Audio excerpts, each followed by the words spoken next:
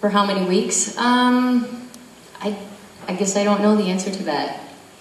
I guess it kind of depends on how things go. If it's a long-term project and it ends up being something that the committee goes on for years and years and years, they might change leadership every year or something like that. Like other committees that you're involved in. Part of that would be, though, like if you signed up on the gardening committee, the whole idea for that would be community members coming together to share public gardens or a walking group. And so part of that time would be actually walking, doing your normal routine that you would do for that day as a workout. So it's not like 10 extra hours on top of that. That's the way I understand it, at least. So, and that's up to 10. I think that's probably a pretty high number for a lot of things. So, that's what I understand, right? And that's only for the co-chairs. I think if you just volunteer to be on the committee, they could be anywhere less than that, right? It kind of starts out when you first begin, there's going to be more time figuring out the policies and procedure, how you do it, and then once it's implemented and going.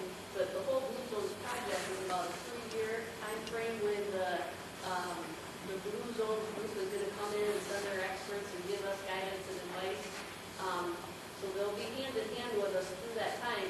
But these are things that, the next 10, 15, 20 years, we want to still have these things in place. So even if the Blue Zone group is not here, it's still something we want to have happen. And the other thing I wanted to say about that, if you notice on your handout, as far as the time commitments for those positions, the leadership role positions, they all, the numbers 2, 3, and 4 all state that it would be a full-time position if your population is over 10,000. So if you're under 10,000, it's going to be a half-time position. So I think that flows over probably to the initiative teams too. With such a small population, we're probably only talking, a few hours a week kind of thing. A little bit, I saw a lot of papers out in the lobby. Can you give a little more direction as to what all those... The papers are all the same, so you only have to go to one paper.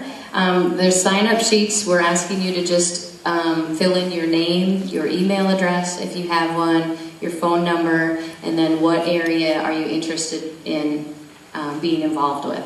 So if you take a look at the sheet, if something's already speaking to you and you know for sure that that's something you're passionate about, you just want to write down the name of that, either the role or the initiative team. Or there might be something else that you have a talent or a passion for that's not listed on here, but would fall into this project. That's where we have that flexibility to be able to create our own initiative team. So say it's maybe, Taekwondo or something like that. Just write that down on the sign-up sheet out there so that we know what you're interested in.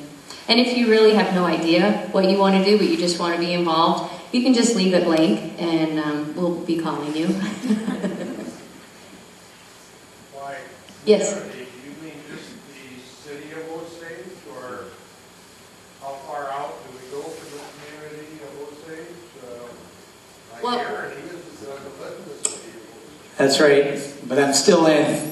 That's a great question, and we actually asked that when we were down at the roadshow then. So basically how this works for the voting even too, the community basically means for a community like Osage, it would be basically the whole surrounding area. Anybody who comes into Osage and utilizes Osage. They do look at how many people actually live within the community and work within the community, so that'd be within the zip code 50461.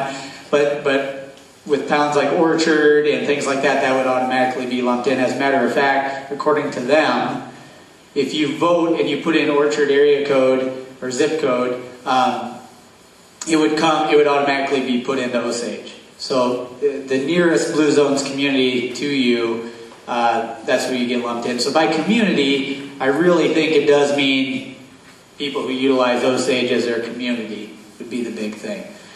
That's a great question, though.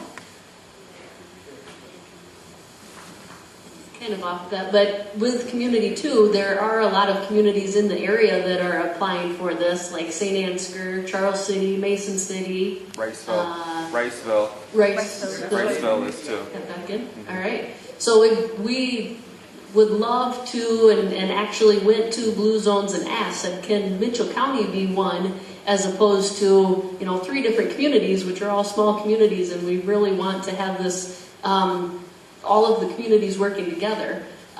Blue Zones came back and said, no, you cannot apply together because we want one governing body to make decisions in order to implement the things. So if City Council needs to pass an ordinance that there's going to be sidewalks on the streets, they have one City Council that's going to have to decide that rather than going to 3 different ones to make this policy. Or school board. If the school board's going to say no food in the hallways in between classes.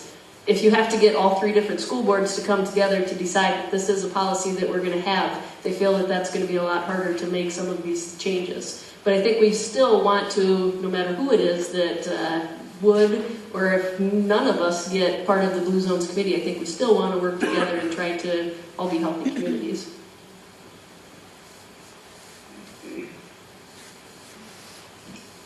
So as part of the application, what are you guys doing, or everyone doing to differentiate among other communities? Basically, the application is pretty straightforward as far as what it consists of, but so it's you have to have certain key groups involved, otherwise you're basically out, and that's the city, the school, the top 5 employers in the community, and then just the community support as a whole. So all communities are doing the same thing on that, right? They did say when we went down to the roadshow that you can put addendums onto your application. And so one of the things they're looking for with this, when they implement this in a town, they want to make sure that they're going to get positive results. They don't want to pick 5 communities and have it be a bust. So they want communities also that have the history of getting things done, implementing big things, having multiple groups of people come together to get things done. And so likely when we do the application, for example, the CRC is a pretty great example of that, having 5 entities coming together, putting differences aside, raising large amounts of money and building an amazing facility in a small town. So that's obviously something that we'll include. The sock sale, having Rotary, Kiwanis, Lions Club, and Fox River Mills come together as a group and having volunteers get 7,000 people through, right?